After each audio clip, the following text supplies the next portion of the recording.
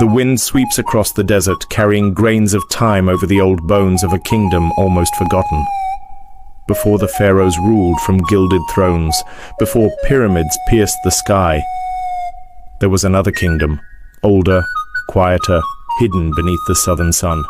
They called it Tasseti, the land of the bow. This was no myth. It was real. A kingdom forged in the fierce heat of the Nile's southern cataracts, in the lands we now call Nubia, and it may very well be the first true kingdom in all of human history.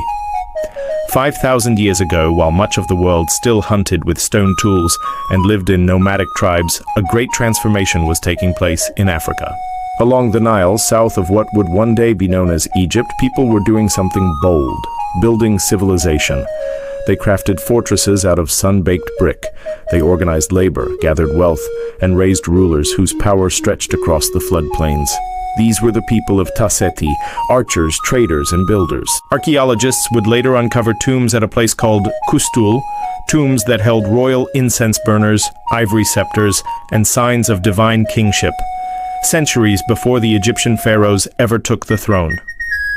Imagine that. Crowns and royal symbols in the south, long before Egypt's first dynasty. And yet the story doesn't end in isolation, because Tasseti wasn't just ancient, it was influential. Across the Nile's waters, ideas flowed northward. The people of Tasseti traded in gold, ivory, leopard skins, and sacred incense. But more than wealth, they traded culture, symbols, stories, sacred rites. They worshipped gods that would later appear in Egyptian temples. They carved images that resemble the earliest forms of Egyptian writing. The divine falcon, the sacred bull, the sun disk, all of it found first in the south.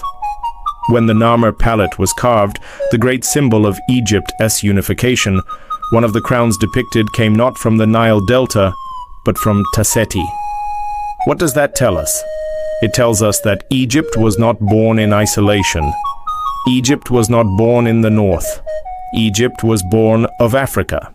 Egypt's first king, Menes, or Narmer, united Upper and Lower Egypt around 3100 BCE.